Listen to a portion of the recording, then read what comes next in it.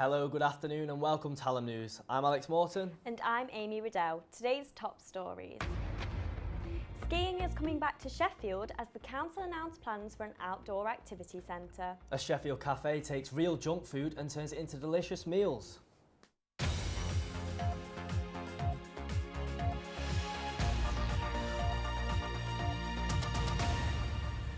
Sheffield's abandoned ski village could be getting a makeover. The council, who now own the land at Parkwood Springs, want to turn the site into a bike or snow centre. The former ski slope has been plagued by a number of arson attacks in the past, but the council want to transform the village and cement Sheffield's reputation as the outdoor city. Sheffield's ski village used to be heaving with skiers and snowboarders every day. This old footage shows it in its pomp, but it's now barely recognisable. This used to be a place to come with your friends and your family, but it's not like that now. Ski Village has been subject to over 50 arson attacks since it closed down in 2012. However, its fortune may be about to change. Sheffield City Council is looking for a developer to turn the barren wasteland into a nationally significant attraction. Ski Village was destroyed in 2012 by a fire and has remained derelict since.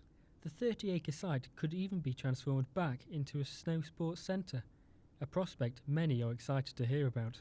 I think it's going to be a massive benefit, if I'm honest with you. I know that since it burned down in 2012, there's been sort of a lack of that opportunity for some people. And I know the society here are really going to benefit from having, a location like that so close. And I hope the refurbishments and the reopening goes well. Because it's so local and it's such a good facility, if they can get it right and put some good improvements in, I think just the opportunity of it so local and so close to everyone, it will provide that platform that more people might think, oh right, I might get involved in this. Never tried it before, and it's just on my doorstep. So yeah, definitely.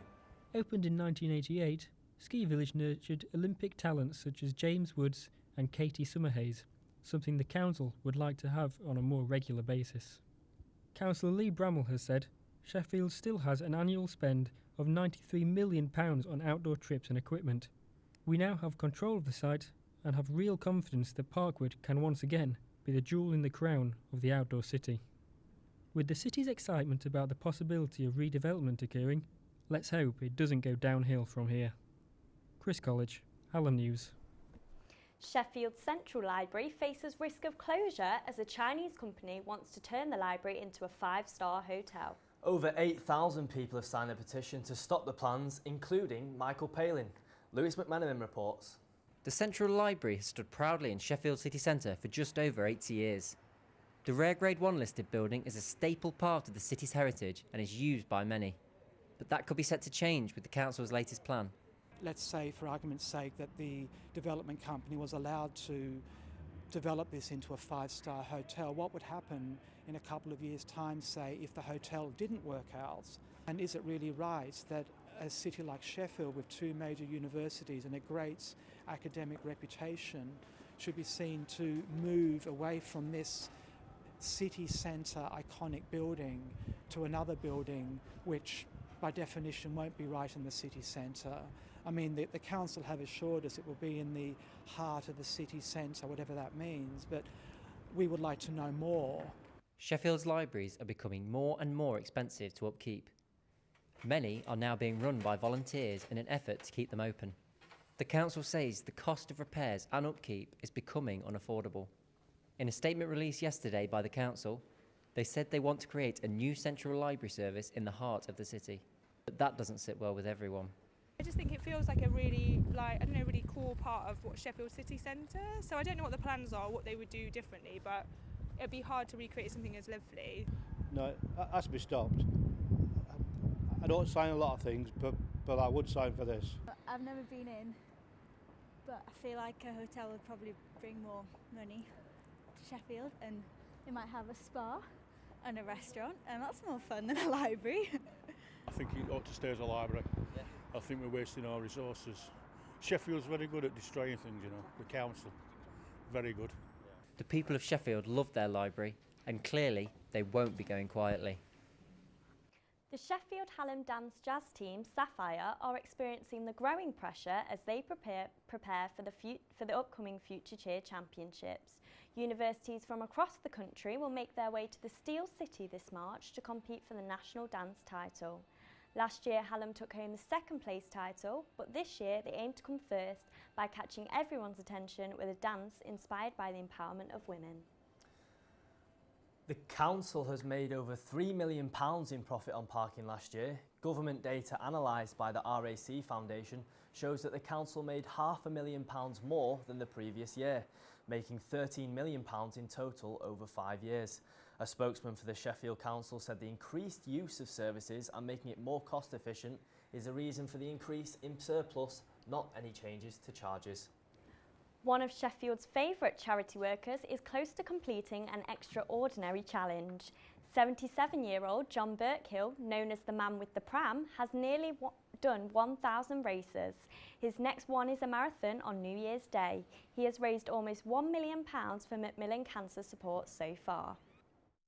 I hope that we will hit the £1 million probably next year. Doesn't really matter, because we will do it eventually. People of Yorkshire will make sure of that, you know, and people of Sheffield, of course. We know them, a great city, great people. Hundreds of protesters gathered at Encliffe Park today in a backlash to the council's controversial tree felling programme. Campaigners are angry after a number of trees were cut down on Rustlings Road. Luke Flamson has more. Gone but not forgotten, the people of Sheffield gathered at Encliffe Park to raise awareness and garner support against the council's most recent tree fellings. What happened to democracy? Well, in democracies, police don't turn up en masse in early mornings, arrest pensioners, frog march them away into police vans, hold them in custody for 8 hours. Just earlier this week, 3 activists were arrested when council workers tried to cut down 3 trees along this very road. The council claimed that the trees were causing damage to the pavement, which would cost up to £50,000 to repair. The contractors and 22 policemen came at 5 AM last Thursday to cut the trees down. 7 trees on Rustlings Road have now been taken down, and many more across Sheffield are likely to follow as part of the contract that the council has signed to repair roads and pavements. There are a very small number of trees whose felling could be justified. A very small number, but unfortunately those are being used to justify an enormous amount of felling that can't be justified, and there are many ways, a couple of dozen ways around that, of what we call engineering solutions that could have been done if the time and money had been taken and spent. Sheffield Council has since apologised for the distress this caused and has said that no more felling will take place before 7 AM. Despite the apology, it still leaves many wondering if their trees will be safe. It's fair to say that these protesters think the council are barking up the wrong tree. Luke Hampson, Ham TV, Sheffield. Right from the supermarket's bin and straight to your table, the Real Junk Food Project are collecting donations and taking food waste to feed the people of Sheffield. Real Junk Food is a social enterprise that works on a pay-as-you-feel basis, promoting the value of food and the importance of community. Heidi Askew went along to see what it was all about. The Real Junk Food Project is a social enterprise that works on a pay-as-you-feel basis, providing food for everyone despite their social status. Well, basically it's for, you know, people who might be struggling with like benefits or their finance, economy or whatever. It's just there in the community for them to just come and pick as they want, and you know, it's to their availability really. Yeah, I'd just say basically, you know, if you think that there's nothing like available in like food banks and stuff, just check your neighbourhoods and stuff, you know, because there's quite a few things going off, like events in churches and free meals and stuff, and like this is like one of them kind of places, like you can order a meal and then pay later. Food that would have been once destined for landfill is donated by local supermarkets or the public and made into tasty home-cooked meals by the cafe's numerous volunteers. The Real Junk Food Project started in Leeds 3.5 years ago. A man called Adam Smith had the daft idea of digging through bins and then cooking it and showing it wasn't waste food. And it's grown and grown and grown, and now there are 120 cafes across the world, 80 of which are in the UK, 2 of which are in Sheffield. We don't have a customer base. We don't have a customer target. It's pay as you feel, so it's equal access and unlimited access. So we might have someone through the door who's looking for work, who might have confidence issues, who might have complex needs, and the next person through the door will be the lady who owns Sheffield Sharks. But that's what's happened. We get a complete range of people through these doors, and that's the best part of it. We don't really have a set menu at any point. Every day is ready, steady, cook. People come in, see what ingredients we've got, and they put something together. So today, for example, we've had standard fry-ups, pancakes, and then we'll normally always have a curry or a chilli, because when you get a wide range of vegetables, you just throw it all together. But because we try and cater for everybody, might be vegetarian, vegan, lactose-free, gluten-free, the menu will always have some thought towards that. With the project growing in popularity, it is sure to continue to help communities all across the world. Heidi Askew, Hallam News.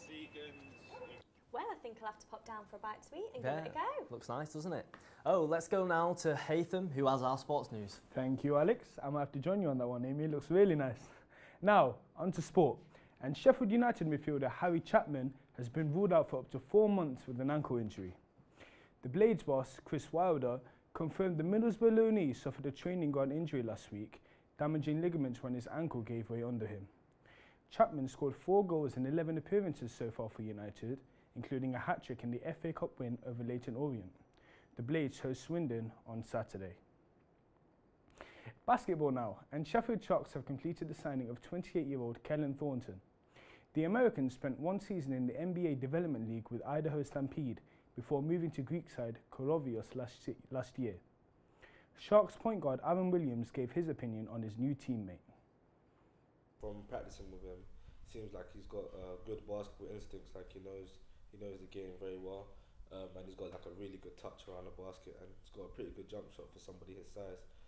But you can just tell that he's played. You can just tell that he's played at a very high level. You can just tell that he's been around. I know he's played in the D League for a while and played in other top leagues around the world as well. So. On with a very exciting day in cricket, and Sheffield's own Joe Root has said that England's batsmen must make a big impression in tonight's Test match against Mumbai. Root stated England's batsmen must take responsibility for the back-to-back defeats to India. Root scored a total of 78 runs earlier today, whilst England were bowled out for 400. India currently trail by 254 runs. That's all the sport. Back to you, Alex and Amy. Bad news for Sheffield United with Harry Chapman out there. Big blow, isn't it? Anyway, now it's time for the weather. It's been a bit milder this week, but I'm sure we're all wondering what our weekend is going to be like. Here's Lucy with more. I'm here at Sheffield's Store Bar, where people are coming to keep warm after visiting the Christmas markets. However, it's one of December's mildest days on record, so let's look at today's weather.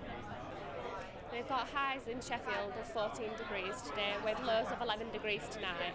Elsewhere in the UK, we've got rain coming in from the north and west, but mostly a mixture of cloud and brighter spells.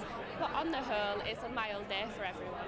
Temperatures are going to drop towards the weekend and it's going to get colder, so if you're looking for somewhere cosy to go, why not head to the Thor Bar in Sheffield? Well, unfortunately, that's all we've got time for today. Thank you for watching and we hope you have a lovely weekend. Goodbye. Goodbye.